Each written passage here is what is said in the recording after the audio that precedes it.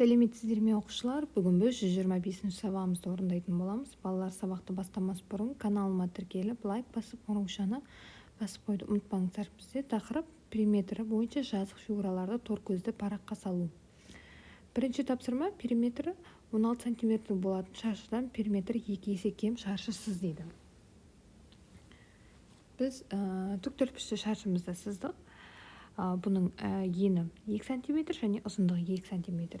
Енді бұл жерде бізде периметр 16 см деп тұр. Демек, есе кем бізде бөлу амалына келеді. 16 см-мізді біз 2-ге бөлеміз, сонда 8 см шығады. А тең, яғни периметрді бөлеміз 4-ге. Демек, А тең 8 см-мізді 4-ге бөлеміз деген сөз, сонда мәніміз бізде 2 см-ге тең болады екен. Екінші тапсырма: периметрі 8 см-ге тең тіктөртпіштер периметр 4 см артық болатын тіктөртпішсіз дейді. Басқа тіктөртпішті сызуға бола ма дейді. Бұл жерде бізде шаршы сыздық, тіктөртпішті сыздық, яғни бұның ені 1 см, ұзындығы 3 см болып тұр. Периметр 8 см деп тұр. Периметрін табу үшін жақ шашына 3 см қосылған 1 см, жақ шашына көбейтілген 2. Бұл 3 см 1 см-ге қосақ 4, 4-ті 2 көбейтсек 8 см шығады. Енді периметрін табу үшін бұл жерде бізде 8 см қосылған 4 см, яғни ол бізде 12 см-ге тең. Басқа тіктөртпішті сызуға болады екен.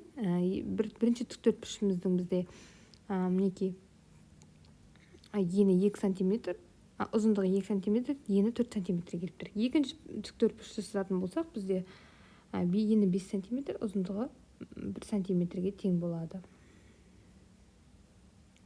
Үшінші тапсырма: суретке қара, сұрақтарға жауап береді. Тіктөртпіштің периметрі қалай өзгерді? Егер оның бір қабырғасының ұзындығы, яғни тіктөртпіш берілген, бізде А нұсқасында 1 см-ге кемітсе дейді. Яғни бірінші біз периметрін табу үшін А қосылған В және көбейтілген 2 формуласына саламыз. Демек, жақ шашына 4 см-мізді қосамыз 2 см-ге және жақ шашына көбейтеміз 2-ге. 4 см-ге 2 см-мізді қосақ 6, 6-ны 2-ге көбейтсек 12 см. Енді А нұсқасына кемітетін болсақ, егерде 4 см-ден 1 см-мізді алсақ 3 см болады. Периметрін табу үшін жақ шашына 3 см қосылған 2 см көбейтеміз 2-ге. Ол бізде 10 см-ге тең болады. Енді 12 см-мізден 10 см-мізді алсақ, яғни 2 см-ге кемиді екен. Енді Ә нұсқасында 1 см-ге артса, демек қосу амалы. 4 см-мізді қосамыз 1 см-ге, ол бізде 5 см-ге тең. Периметрін табу үшін жақ шашына 5 см-мізді қосамыз 2 см-ге, жақ сыртына көбейтілген 2. 5-ті 2-ге көбейтсек 7, 7 см-мізді 2-ге көбейтсек 14 см-ге тең. Енді бұл жерде 14 см-мізді 12 см-мізді алатын болсақ 2 см, яғни арттырса бізде осы санымыз шығады екен. Төртінші тапсырма: зерттеу. Қағаздан жасалған тіктөртпіштің моделін суреттегідей қабырғалардың ұзындығы 2 см және 1 см тіктөртпіш қиып алынды дейді. Қалған фигураның периметрі өзгерді ме, оның пішіні неше дейді. Бұл жерде бізде шешуі 3 см-міз және 4 см-міз. Бірінші 3 см-мізден мына 1 см-мізді алайық, сонда 2 см-мізге тең болып тұр. Енді бізде 4 см-мізден 2 см-мізді алайық. Яғни бұл жерде 2 см. Енді бұлардың біз периметрін табу үшін әрбір қабырғаларын біз қосып шығатын боламыз. Демек, 4 см-ге қосамыз 3 см, 2 см, 1 см-ді 2, жағы да 2 см. Яғни бұл жерде барлығы бізде 14 см-ге тең болады екен. Сонда жауабы қалған фигураның периметрі өзгерген жоқ, оның пішіні өзгерді деп айтады екенбіз. Бесінші тапсырма: зерттеу. Қағаздан жасалған үшбұрыштың моделінен суреттегідей қабырғасының ұзындығы 1 см болатын шаршы қиып алынды дейді. Бізде қиып алынған шаршы. Енді қалған фигураның периметрі өзгерді ме дейді. Енді шешуін табу үшін біз қабырғаларын қосатын боламыз. Яғни 3 см-ге қосамыз 4 см-ді және 5 см-ді қосады екенбіз.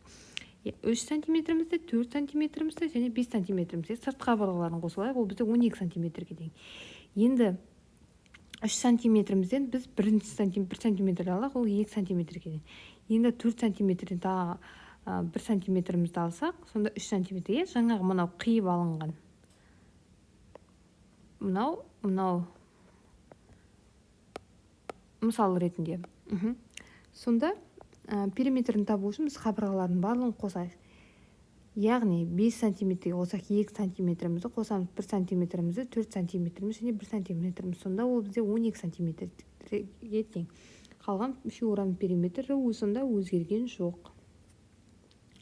6-шы тапсырма есепте дейді.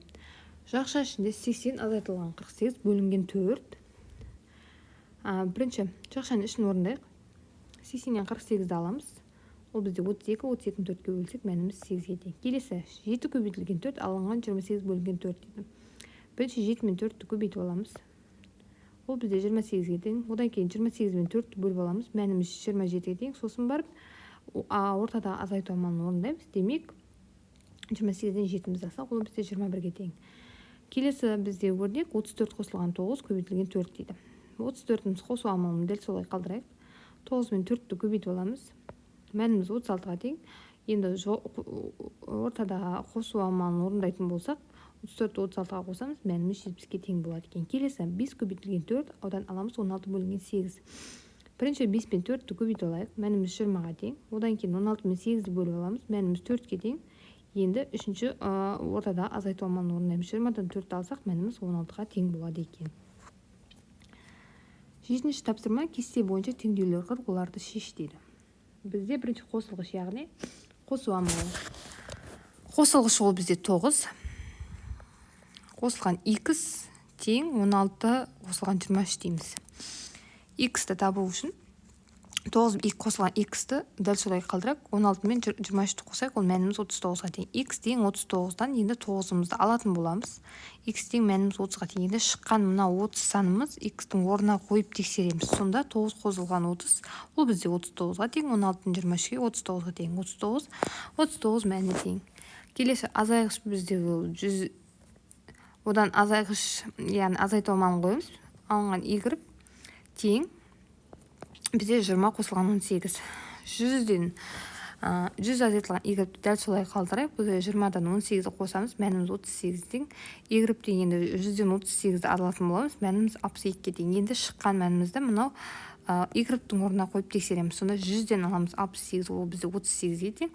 20-нан 18-ді қосақ 38-ге тең. 38 мәніне тең болады екен. 8-ші тапсырма дәптерге қабырғалары 4 см болатын шаршы сыз дейді. Егер оның қабырғасының ұзындығы 3 см артса, 3 см кемітсе, осы шаршының периметрін өзгере ме? Қалай ойлайсың? Бастапқы шаршының пішіні өзгере ме дейді. Бұл жерде бізде ені ұзындығы 4 см деп шаршы сыздық, Сонда 4 сантиметрімізді біз бірінші 3 сантиметрге қосайық. Яғни бұл жерде бірінші арттаса деп тұр. Ол бізде 7 сантиметрге. Периметрін табу үшін 7 сантиметрімізді көбейтеміз 4-ге, сонда 28 сантиметрге тең болады екен. Келесі, ол бізде 3 сантиметрге кемітсе, яғни 4 сантиметрімізден 3 сантиметрімізді алсақ 1 сантиметр болады. Енді периметрін табу үшін 1 сантиметр 4-ге көбейтеміз, сонда 4 сантиметр болады екен. 9-шы тапсырма ойланып тап дейді. Бірінші шаршының периметрі 12 сантиметр, ал екінші шаршының периметрі одан 3 есе кем болатында 2 шаршы сыз дейді. 2 шаршы сыздық. Ол бізде 3 сантиметр, біреуі 1 сантиметр деп алдық, А тең периметр бөлінген 4. А тең 12 сантиметрімізді бірінші 4-ке бөлейік. Сонда 3 сантиметрге тең. Енді 12 сантиметрімізді 3-ке бөлсек, ол бізде 4 сантиметрге тең. А тең 4 сантиметрімізді 4-ке бөлсек, 1 сантиметрге тең. 3 сантиметр 1 сантиметрге бөлсек, 3 сантиметрімізге тең болады екен балалар. Осымен біздің сабағымыз тәмам. Мен каналым пайдалы болса, каналыма тіркеліп, лайк басып, қоңыраушаны басып қойды ұмытпаңыздар. Келесі сабақта кездескенше.